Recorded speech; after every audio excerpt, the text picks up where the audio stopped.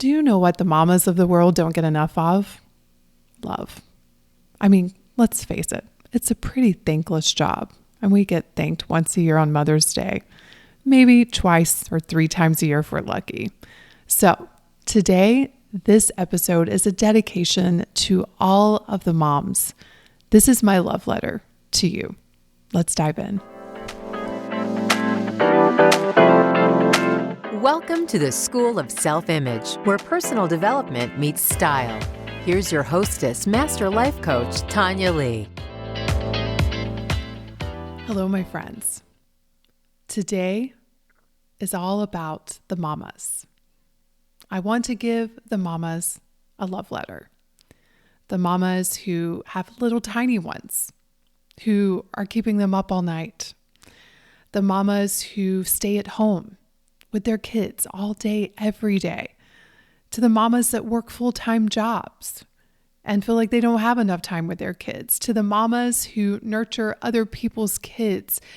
To the mamas who maybe have adult children and now they have grandchildren.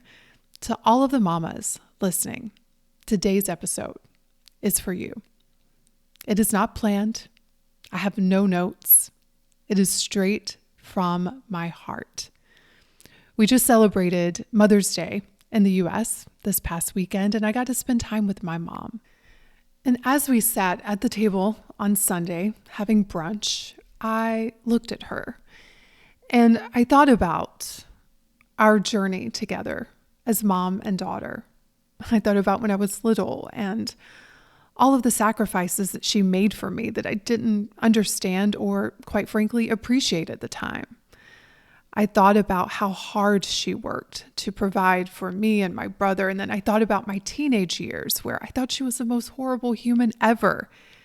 And then I thought about the times when she was the only person I could think of that I could call and she would understand.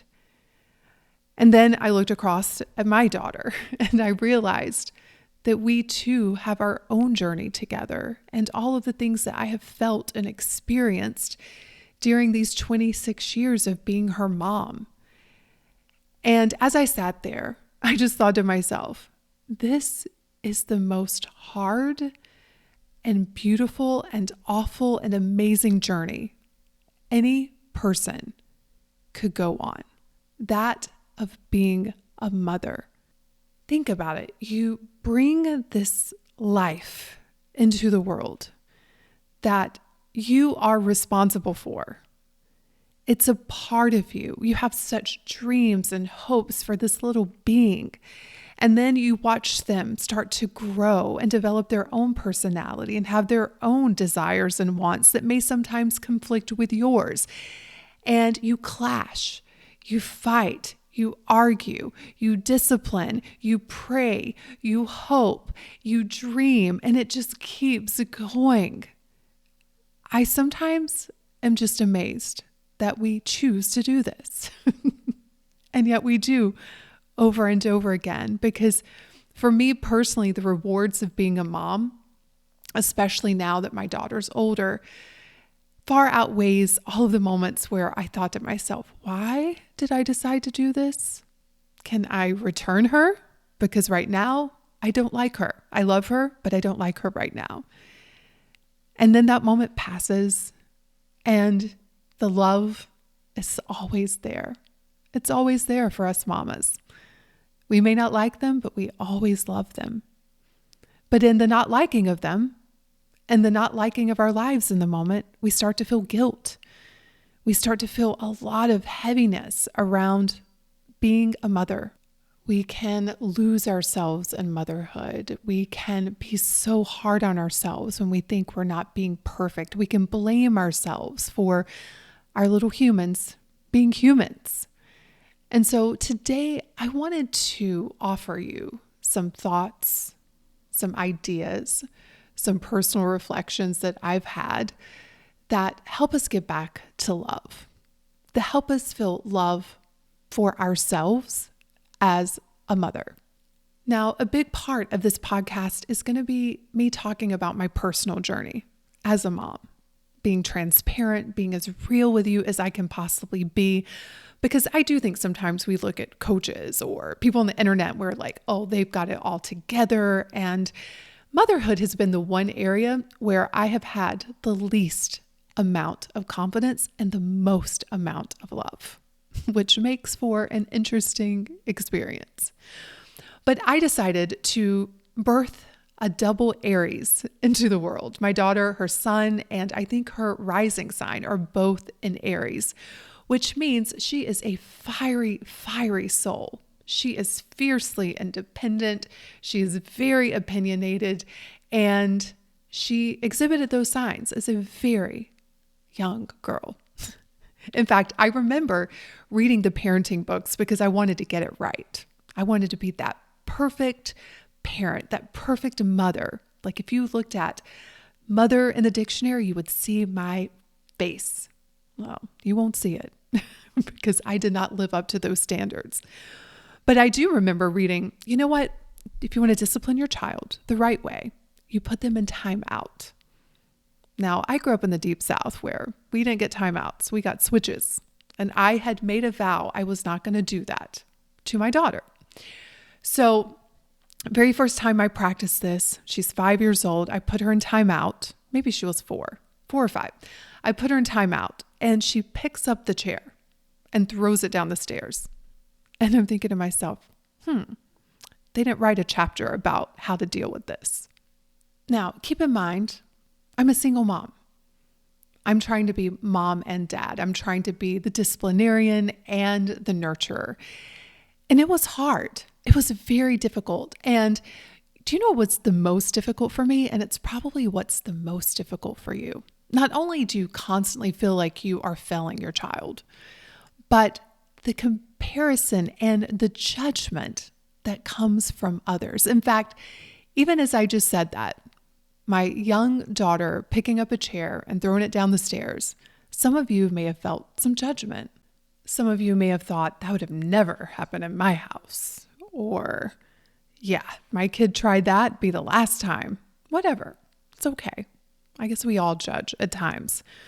But I have definitely experienced the judgment mostly from other mothers, which I find so crazy when we consider how hard it is to be a mom.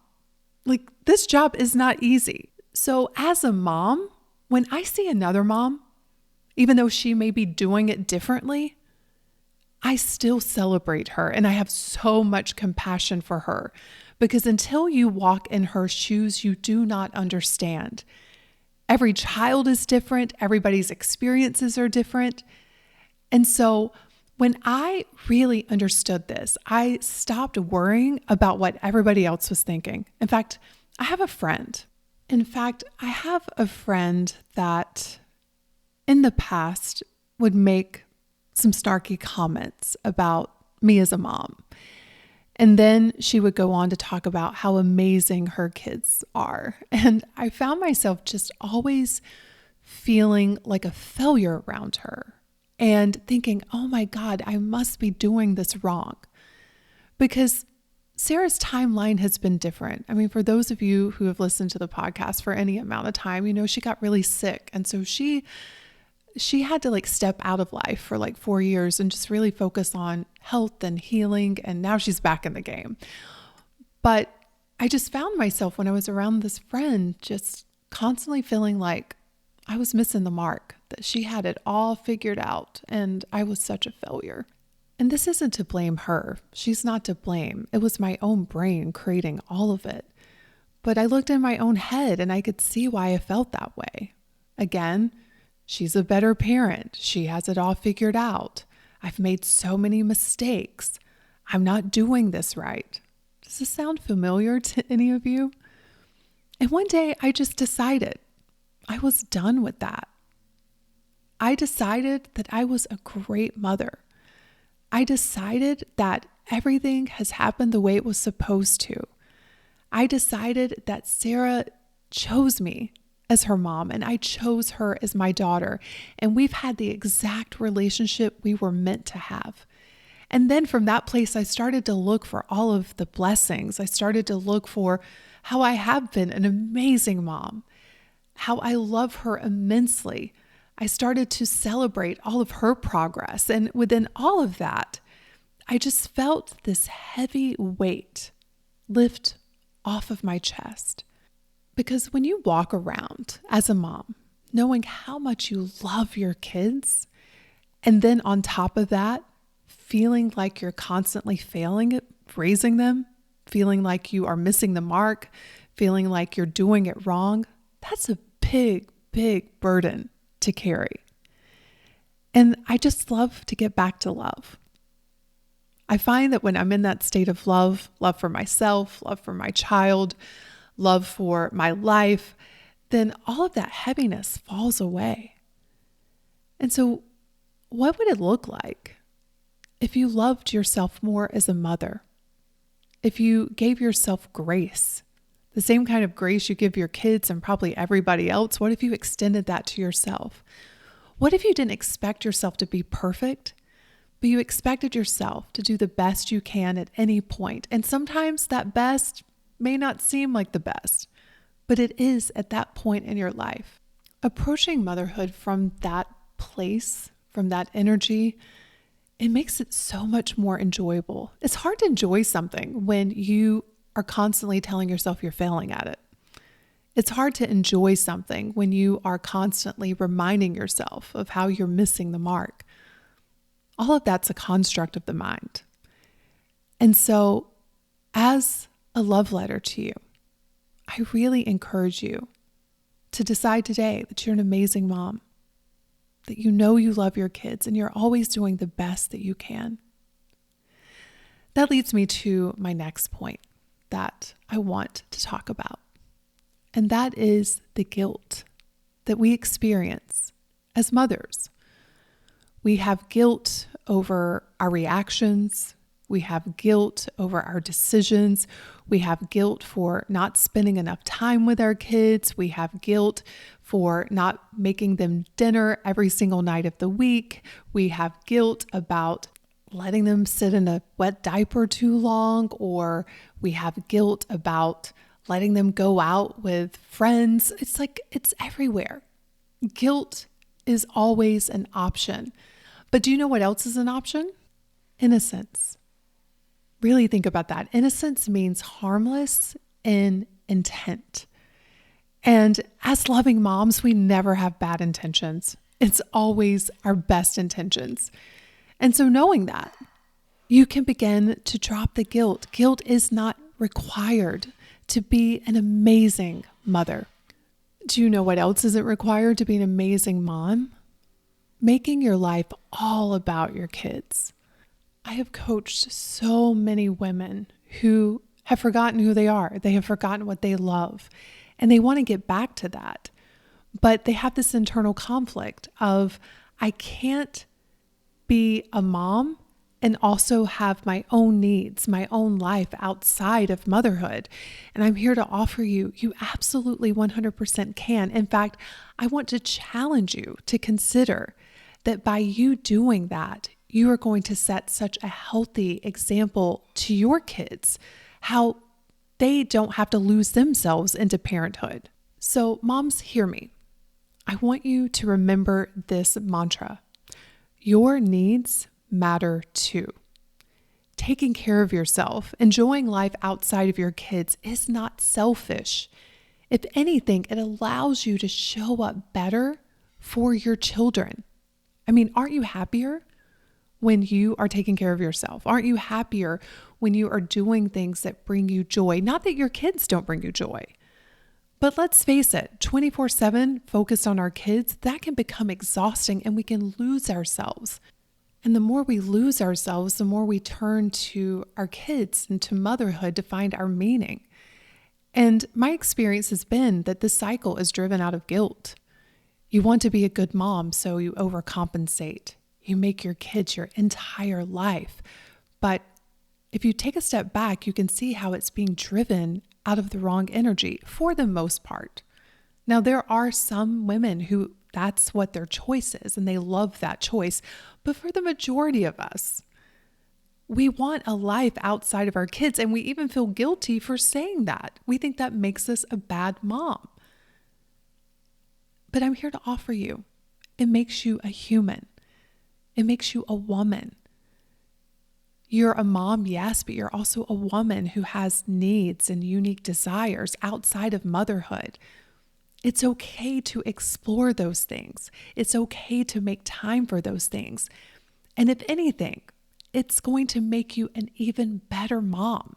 This is one area that I do feel like I did a good job in. There are other areas where my brain tries to convince me that I didn't. But when it comes to having a life outside of motherhood, I always did.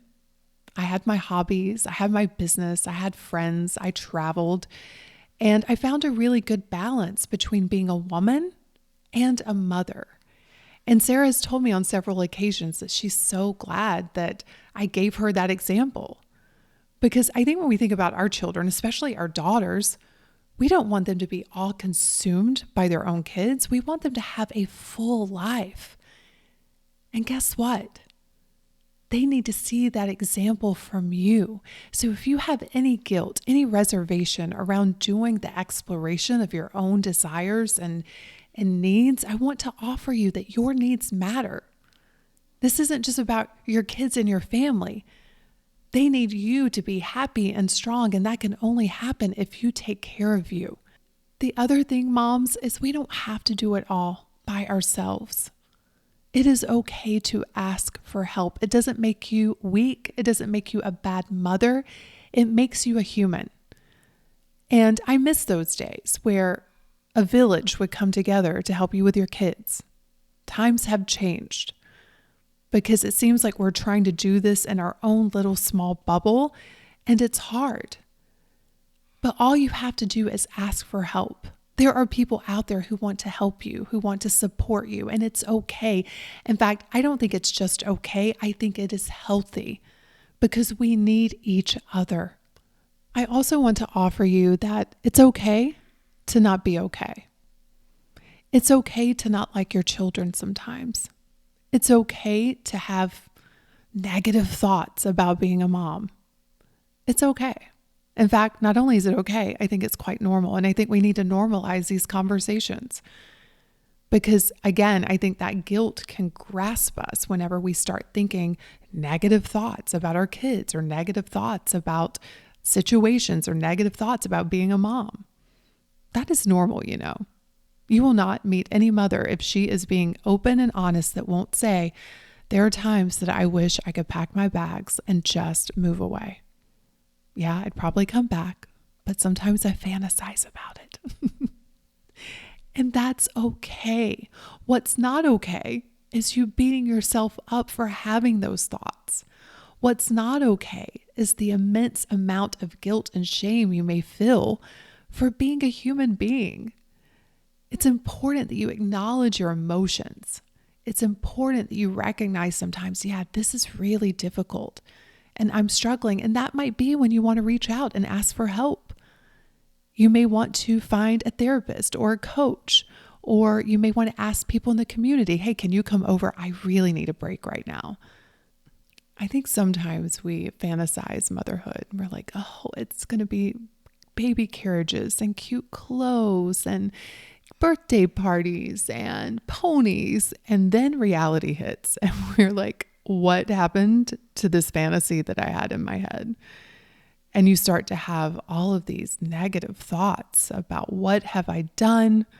I'm doing this terribly. I don't like my child right now. I wish I could just leave. And that's normal. That's okay. It's part shattering your fantasy and it's part just sheer frustration. But recognize that you're a human being and you're doing a lot. And sometimes it's the most thankless work. I mean, does anyone walk up to you and say, thank you for being a mom today? Chances are you may not have heard that even this past year. Well, maybe you just heard it on Mother's Day. Maybe once a year you hear it. But we don't often hear that. And we're dealing with a lot. So it's normal that you're going to be frustrated sometimes. It's normal that you're going to have some negative thoughts. But again, what's not okay is you beating yourself up for that. Oh my God, I could keep going on this topic. I told you this is totally off the cuff, no notes, just talking from my heart. But the last thing that I want to say is this: you are enough. Really let that sink in. You are enough. Please let the idea go of being a perfect mom. She does not exist. I have yet to meet one, which is very relieving. I've met those who try to pretend that they are, but I know that they're not, because we're human beings. We're not perfect. But you're a good mom. You're doing your best. Even if the house is a mess, even if you've been serving mac and cheese for the last 4 nights, even if your kid's failing at math, you know what? You're still doing a good job, Mom. You're not here to be perfect. You're here to love. You're here to learn. You're here to grow right alongside your kids. I think about Sarah. I had her when I was 22. I was a baby myself, doing the best I could. And there have been a lot of bumps and bruises and mistakes made, but those mistakes have been opportunities to learn. How else do we learn? Don't beat yourself up for your missteps, and don't use these mistakes as a reason to tell yourself that you're not enough. The mistakes you learn as a parent, they're there to teach you what you can do better next time. But do you know what else you've made? A lot of great choices. You have done a lot of amazing things as a mom. Do you ever spend time thinking about that, celebrating that? Probably not. And I really encourage you to, because you are a good mom, and your kids, they are so lucky to have you. Have a beautiful day, my friend. I'll see you on next week's episode. Cheers.